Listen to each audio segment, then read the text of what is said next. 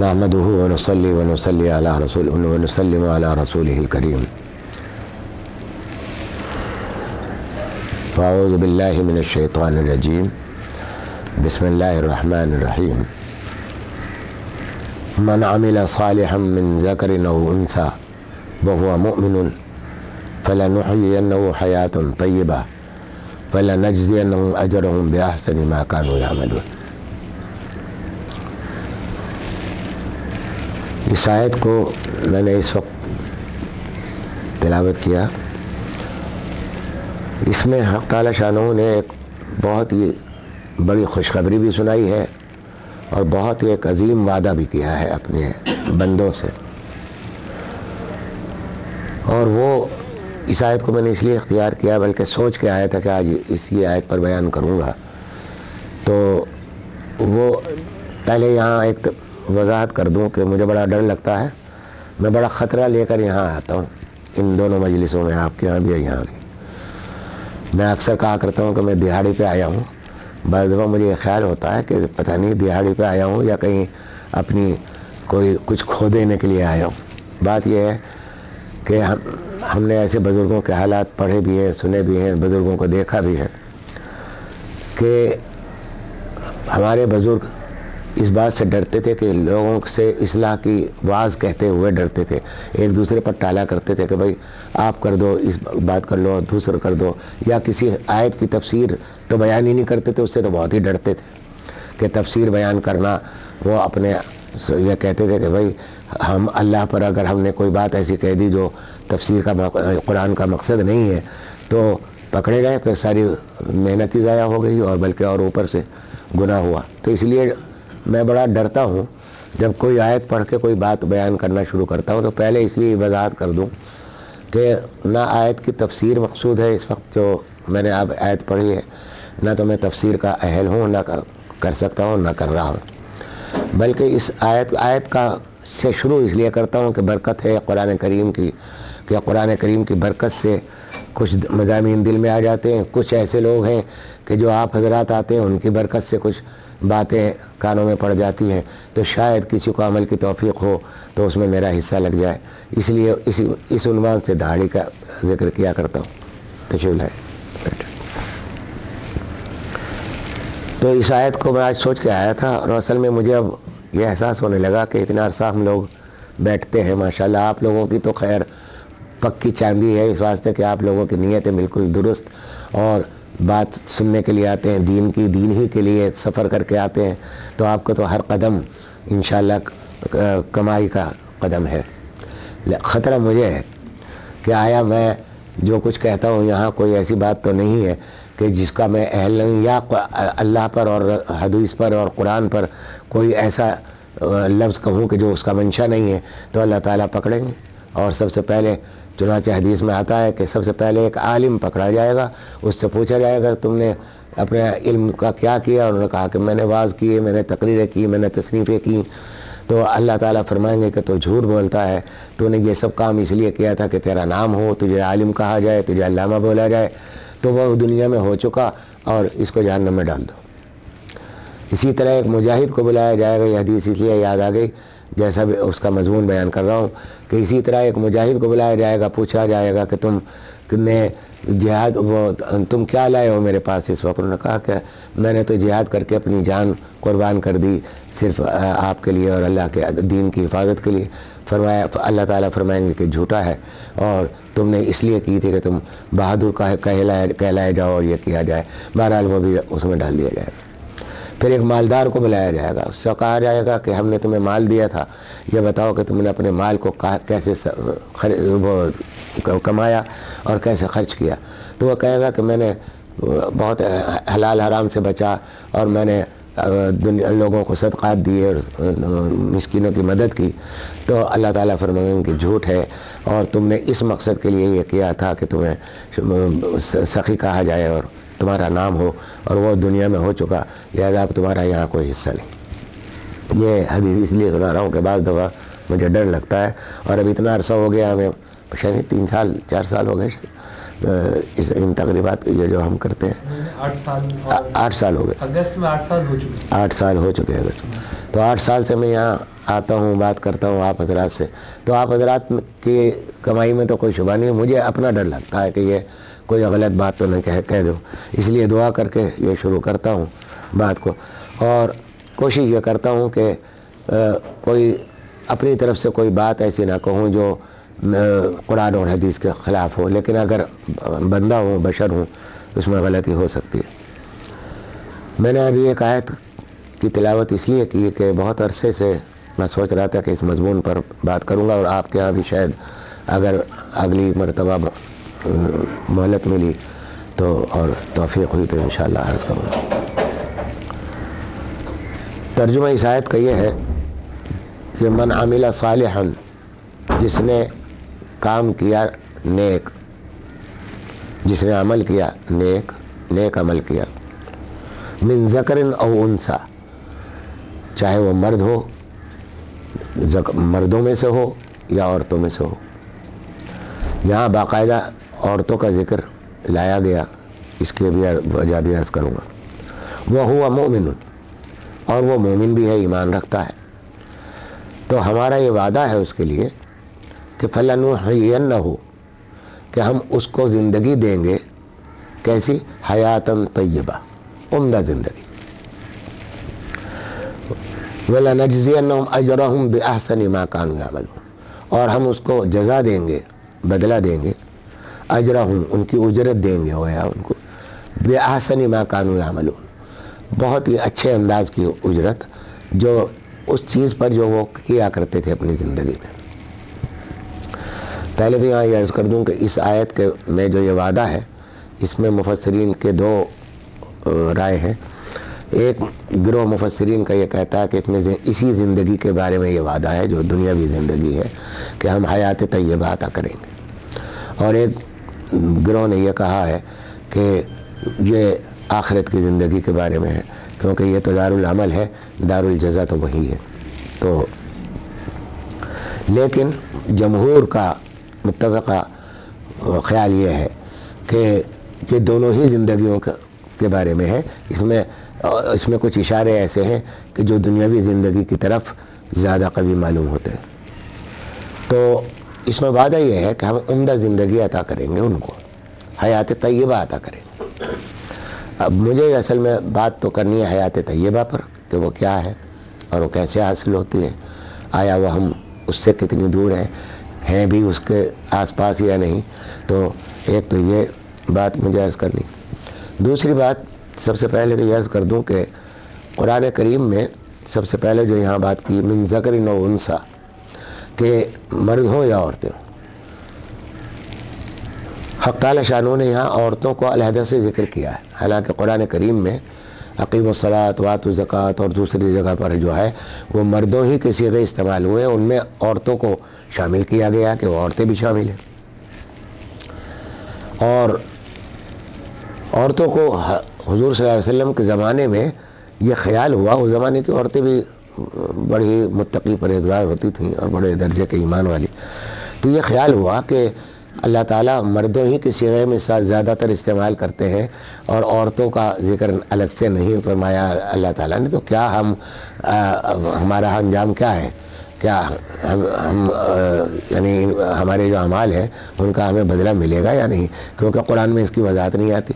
تو پھر باقاعدہ آیات نازل ہوئیں قرآن کریم میں کہ جس میں مردوں کے اور عورتوں کے صیغے استعمال کیے گئے، کہ مثلا یہ کہ مومنین مومنات، مسلمین مسلمات، متصدقین متصدقات، عورتیں جو ایمان لانے والی مرد، ایمان لانے والی عورتیں، اور صدقہ دینے والی عورتیں، صدقہ دینے والے مرد، اس طریقے سے باقاعدہ اللہ تعالیٰ نے ان کی دلداری کے لیے بہت سی جگہوں پر باقاعدہ۔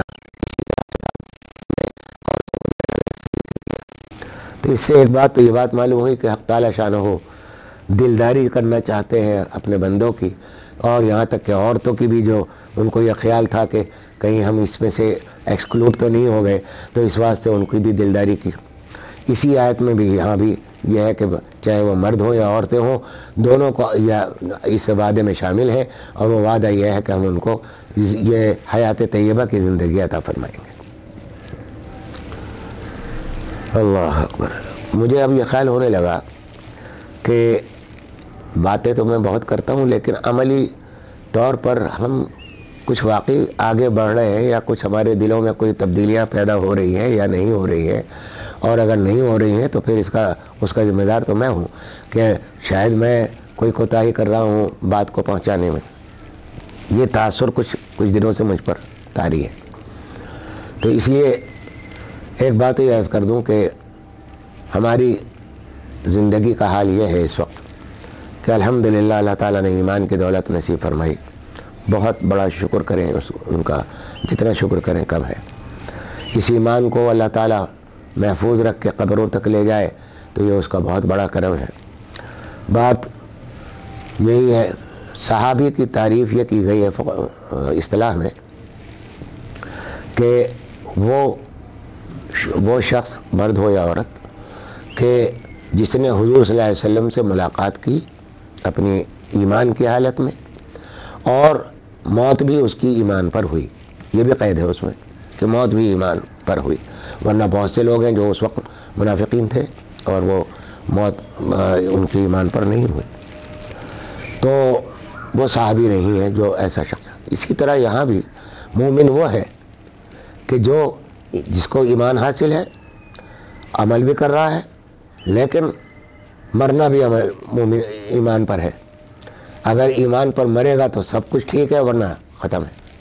تو اس لیے یہاں یہ کہا جا رہا ہے کہ وہ ہوا مومن، شرط لگا دی کہ وہ ہوا مومن، جس نے عمل کیا۔ ابھی یہ اسی زندگی کے لیے ہے کہ من عمل صالحا، جس نے عمل نیک کیا اور وہ ایمان ہے۔ یہ تو موجودہ حالت کا اعتبار سے کہ وہ مومن ہوا ہے مرد اور عورتوں میں سے، تو ہم اس کو حیات طیبہ دیں گے۔ اب میں ذرا سے حیات طیبہ کی تشریح کرنا چاہتا ہوں۔ حیات طیبہ ہے کیا؟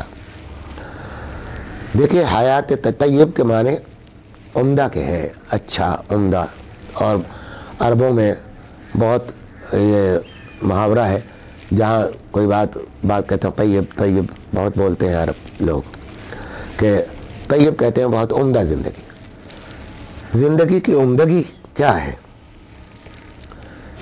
ہماری صورتحال موجودہ یہ ہے کہ ہم جو کچھ ہماری سوچیں بدل گئی ہیں، سوچیں اتنی مختلف ہو گئی ہیں ان سوچوں سے جو اصلی سوچیں تھیں مومنین کی، کہ وہ اب اگر ان باتوں کو لایا جائے تو اسے یہ کہا جائے گا کہ بھائی یہ تو لکیر کے فقیر ہیں، وہی باتیں کرتے ہیں، دنیا کی خبر نہیں ان کو۔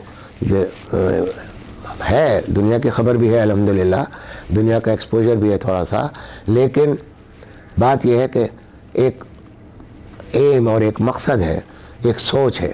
ابھی ہمارے فیروز عالم صاحب راستے میں کہہ رہے تھے کہ مسلمان ممالک کا ترقی میں کوئی کردار نظر نہیں آتا آج کل۔ ہے بھی حقیقت، بڑی حقیقت ہے کہ مسلمان ممالک عام طور سے یا ایجادات ہیں یا ترقیات ہیں، مختلف قسم کی بہت سہولیات ہیں، تو ان کا مسلمانوں میں وہ اس کا کوئی حصہ نظر نہیں آ رہا۔ آج کل کے زمانے میں تو نہیں ہے، پرانے زمانے میں تو بہت بڑا حصہ تھا، بلکہ بنیاد مسلمانوں نے رکھی سائنس اور ترقی کی۔ میں نے اس پر یہ جواب دیا تھا کہ سوچوں کا فرق ہے، سوچیں بدل گئی ہیں، اب ترقی اس کو کہنے لگے ہیں۔ یہاں میں ذرا سی ایک بات عرض کر دوں کہ ہمارے پہلے ترقی کو ذرا مجھے کوئی سمجھا دے یا میں آپ کو سمجھا دوں کہ ترقی ہے کیا۔ ترقی اگر صرف زیادتی کا نام ہے کہ مال میں زیادتی ہو جائے، سہولیات میں زیادتی ہو جائے، اسی کو ترقی کہتے ہیں آج کل، کہ مثلا سردی گرمی کے انتظامات ایسے ہو جائیں کہ بھئی اے سی آ گئے اور پنکھے آ گئے اور دوسری چیزیں آ گئی۔ تو اگر ترقی صرف زیادتی کا نام ہے تو میرا خیال یہ ہے کہ یہ ترقی کی تعریف بالکل نامکمل ہے اور بلکہ غلط ہے۔ زیادتی تو مال کی ہو، صحت کی ہو، یا کسی بھی چیز کی جو دنیا میں ہم استعمال کرتے ہیں ان کی ہو، بڑے بڑے گھر ہوں، بڑے بڑے اسباب و سامان ہو، ان کی ترقی ہو، تو اس کی ترقی تو یہ ترقی نہیں ہے۔ ترقی کہتے ہیں، ابھی عرض کرتا ہوں کہ ترقی کس کو کہتے ہیں، لیکن اس کی مثال پہلے دے دوں کہ اس ترقی کی مثال اس زیادتی کی میں، تو آپ اس آدمی کو یہ کہیے کہ اس نے ترقی کی اور آپ بھی ویسی ہی کوشش کریں۔ سمجھے آپ؟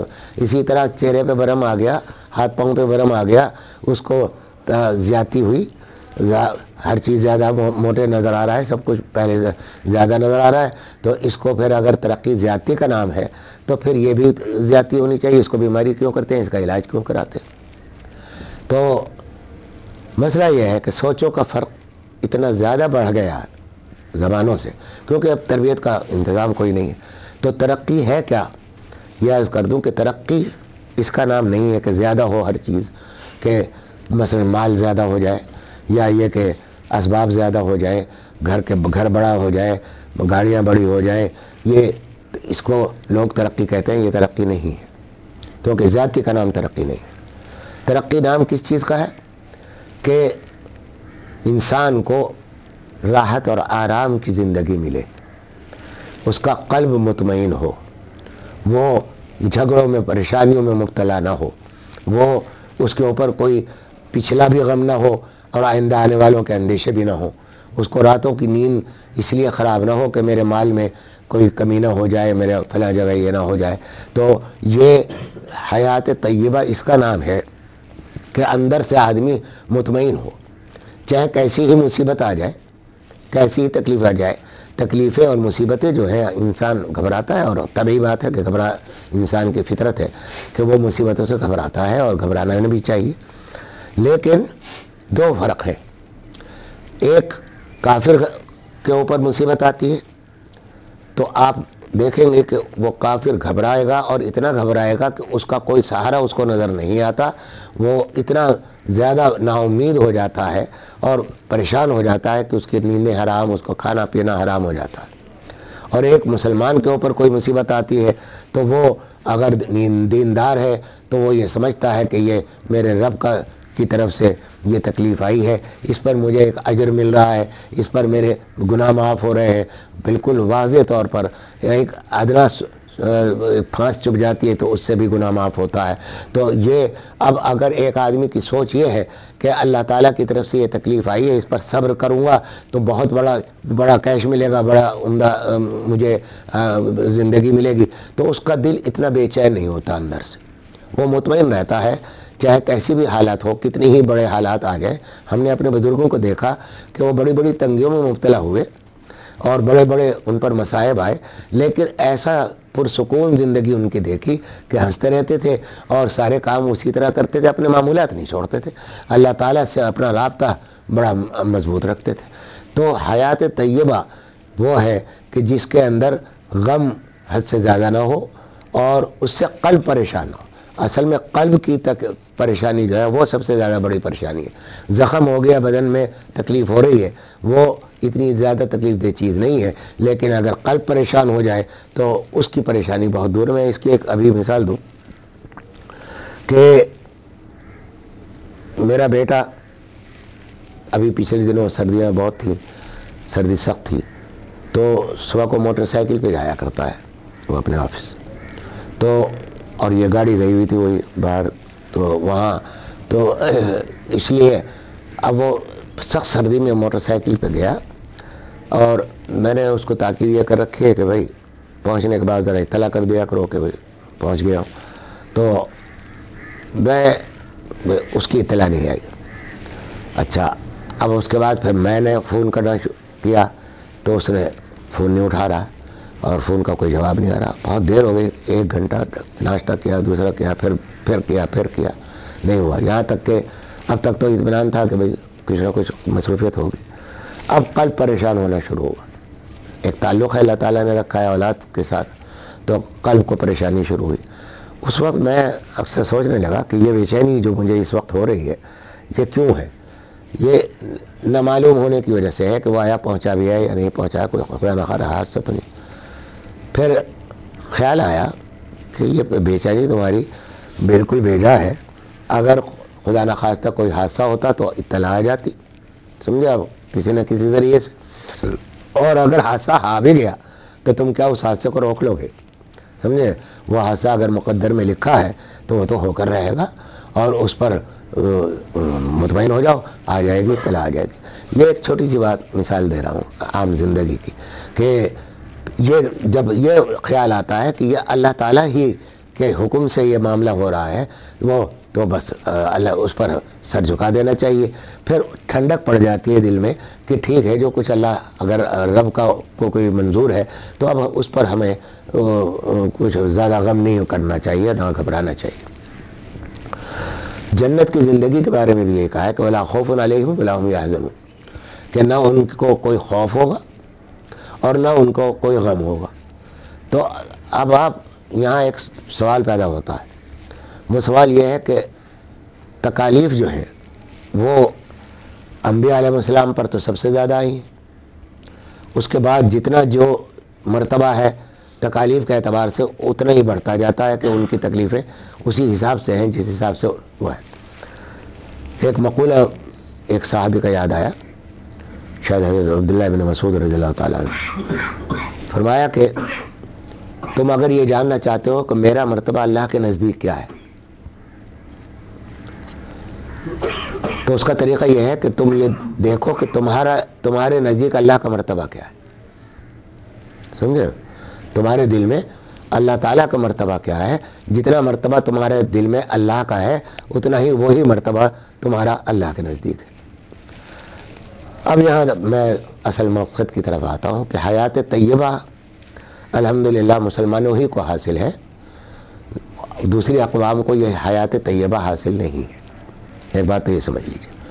دوسری بات یہ کہ اس قوم کا کام، میں یہاں غلط فہمی نہ ہو جائے، اس قوم کا کام ایجادات میں اپنا وقت لگانا اور ان کی تحقیقات میں لگا کر اپنی رب کو راضی کر لینا، یعنی دین کے مقابلے میں دنیا کو ترجیح دے کر اس میں وقت کو لگانا، یہ مسلمان کا کام ہی نہیں ہے. مسلمان کا کام تو اللہ کو راضی کرنا ہے، عبادت کرنے کے لیے پیدا کیا گیا ہے، وہ ایجادات کے لیے پیدا نہیں کیا گیا. ایک بات سمجھا.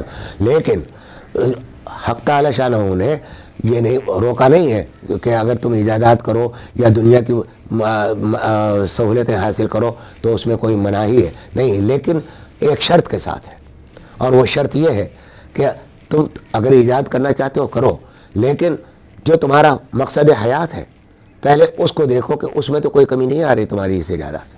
تمہارا جو وقت لگ رہا ہے وہ وقت تمہارا رب کو راضی کر کے ہو رہا ہے یا رب کو ناراض کر کے ہو رہا ہے.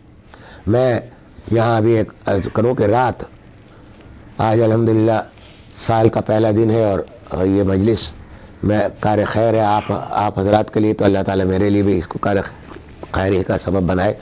تو یہ ایک مبارک فعال ہے، میں ایک فعال لے رہا ہوں کہ اس سال ہمارا پہلا دن اس گفتگو دینی گفتگو کے لیے ہو رہا ہے.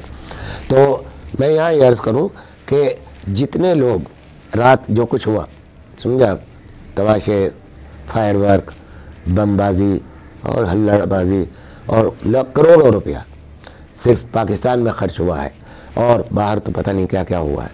تو یہ رات ہوا یہ